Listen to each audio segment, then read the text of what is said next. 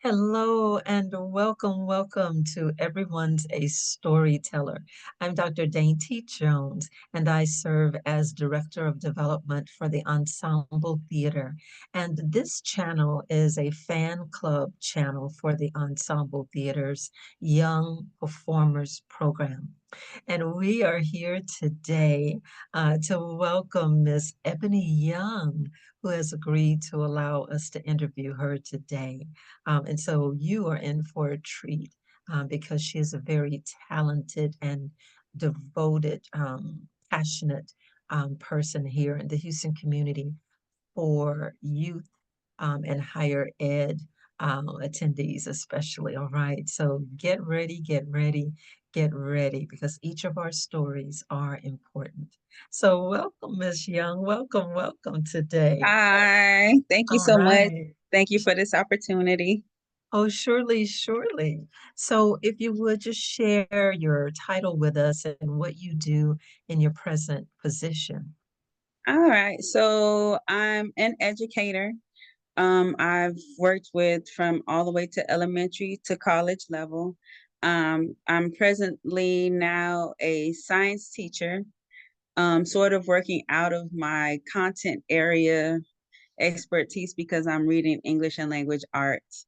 But at this moment, I am teaching middle school seventh grade science.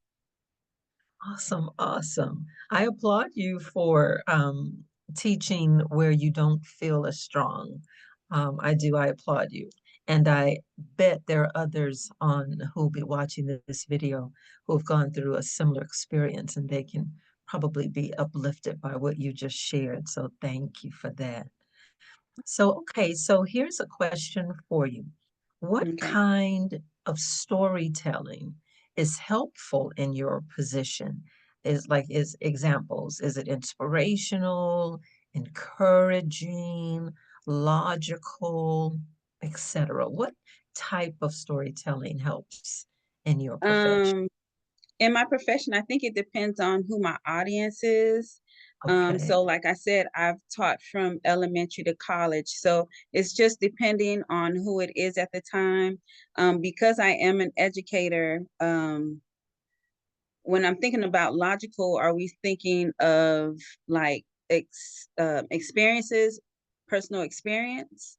Okay, It could be, so yes, it could be, it yes. could be. So, for instance, when I'm teaching EDUC 1300, I am using a lot of logical um, storytelling as well as encouragement because I'm trying to encourage the students to continue to doing what they're doing. I'm trying to encourage them to stay focused and really pay attention to if this is the career that they want to the career pathway that they want to go into. With my middle schoolers that I'm dealing with now, I think it's a little bit it's a little bit of inspirational, encouraging, and logical. Oh, that's Be- excellent. because I'm having to deal with you're dealing with you're wearing so many hats when you're working in the public school arena. So it's Mhm. logical because I'm teaching a specific subject area of science. But then I'm having to encourage them to stay focused, so I'm having to use background knowledge for them so they can Yeah. stay focused on what I'm doing. So that will come in with my encouragement and sometimes inspirational. That's excellent. So I hear that you are using different types for your audience Yeah. and situations, if you will. Yeah, Okay, because thank you. I'm sorry, No, because no, you go ahead. when you are speaking to people or storytelling, you have a room full of different people. So everybody's learning different, everybody's receiving the information differently. So I think you would have to utilize more than just one. Yes, I totally agree. I agree. Thank you for sharing that.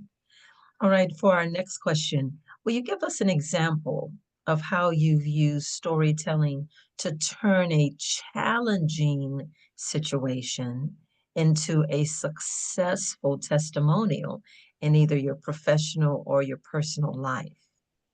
Okay, so I'm going to use when I was teaching one of my EDUC 1300 classes. And one of my students was like, Miss Young, no, they used to call me Miss Young. Miss Young, when I took this class before, and when I took this class, we didn't have this much work. And so I was like, really? And so she was like, yeah, like this seems like a lot of work. So then because she said that, it allowed the other students to chime in, like, yeah, that's true. This do seem like a lot of work. So I was like, okay, well, let's stop. Whatever we're doing, let's stop. The lesson that we're working on, we're not even gonna work on anymore. Let's stop.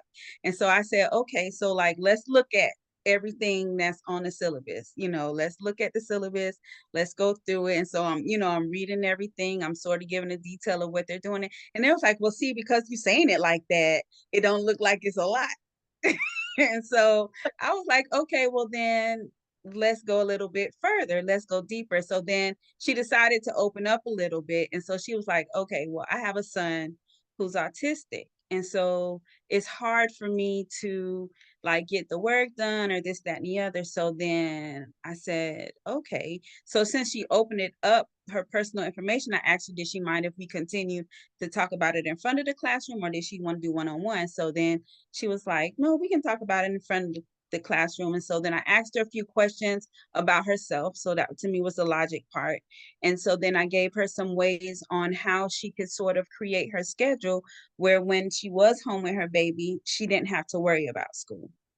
And so, Yeah. but I had to story tell sort of about my own personal situation of being a young mother and raising a child and going to college at the same time. Oh, wonderful. Oh, yeah, I'm sure that was so inspirational for her, the way you broke that down and then you showed your own vulnerability. So, Yeah. yes, thank you. Thank you for that. All right. Our next question is, what techniques do you use to ensure the stories that you tell resonate with your target audience? I think one of the things I try to be is relatable.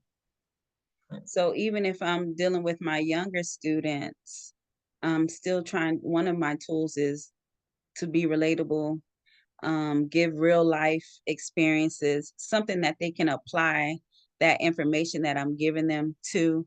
So like if I'm teaching science, like we were teaching thermal energy, and how it transfers, how the thermal energy transfers. So then I had to use things that they would have at home, Yeah. Coca-Cola, they see their mom drinking coffee or iced coffee. So I had to use things that they could connect to in order for me to get the message across. And it's the same thing if I'm storytelling, inspirational, or encouraging, I have to make it relatable. I have to make it seem as though they can reach that same point, that they can reach that level of whatever I'm storytelling about, or that they can connect to it and apply it.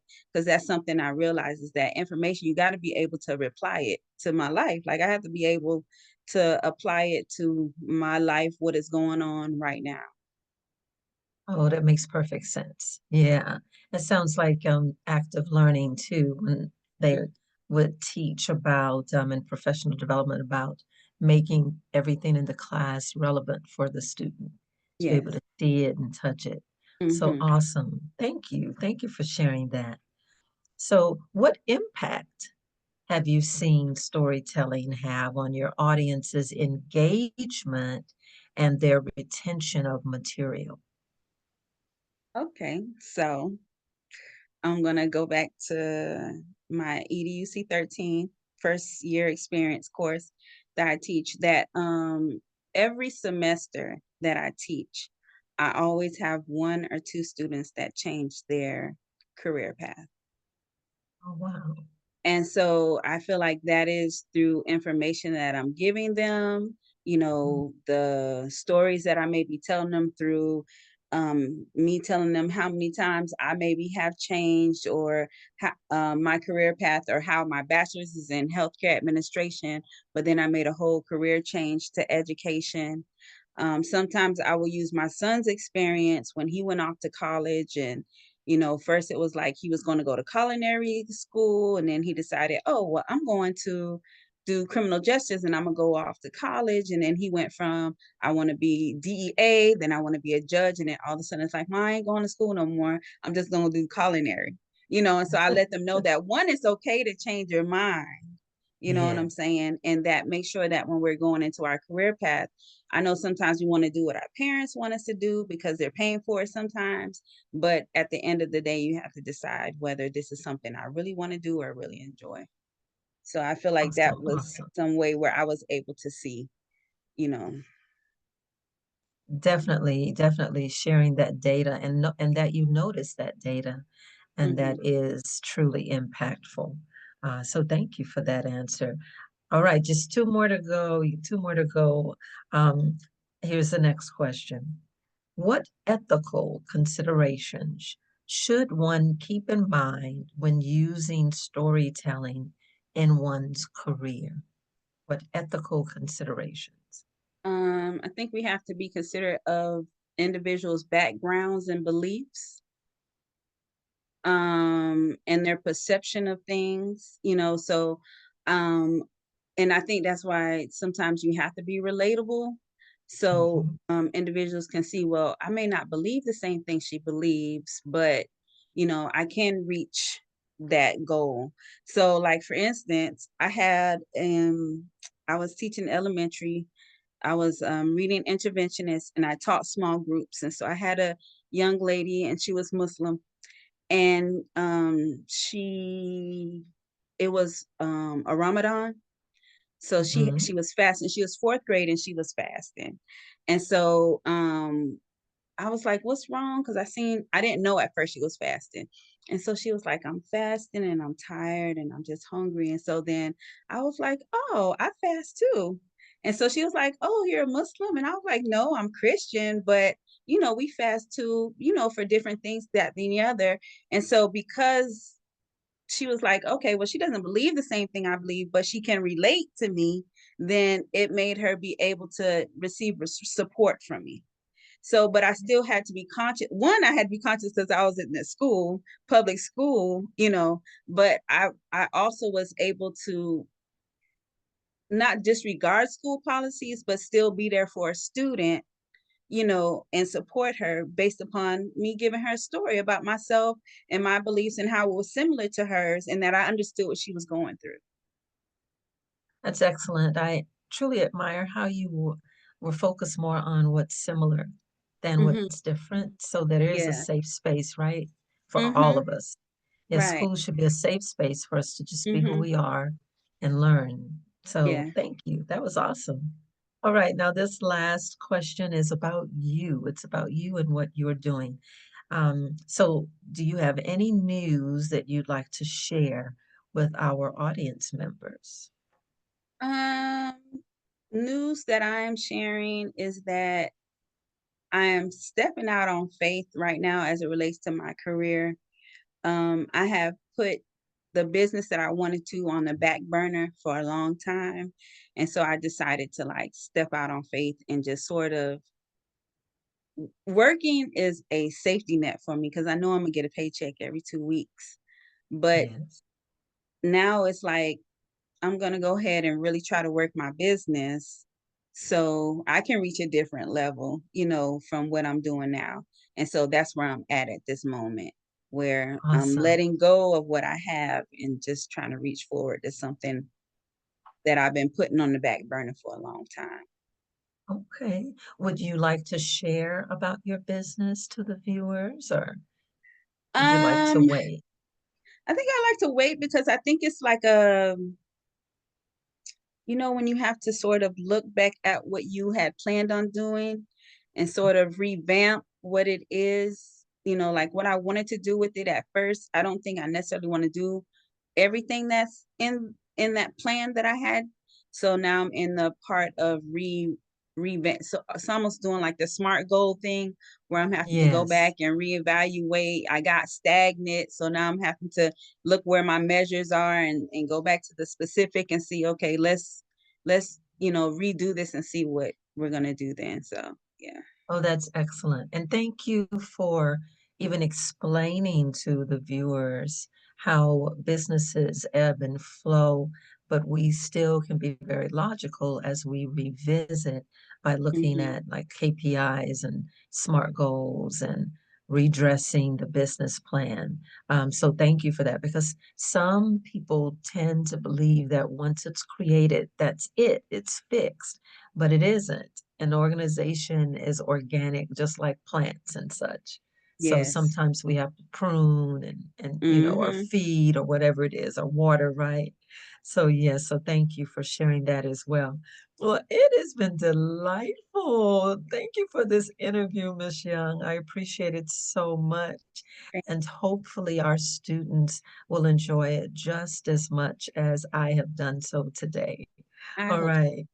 All right. Thank you Wonderful. again for the opportunity. You are so welcome. Well, all right, everyone. Thank you so much for being part of our virtual interview today with Miss Ebony Young. Again, I'm Dr. Daintee Jones with Everyone's a Storyteller.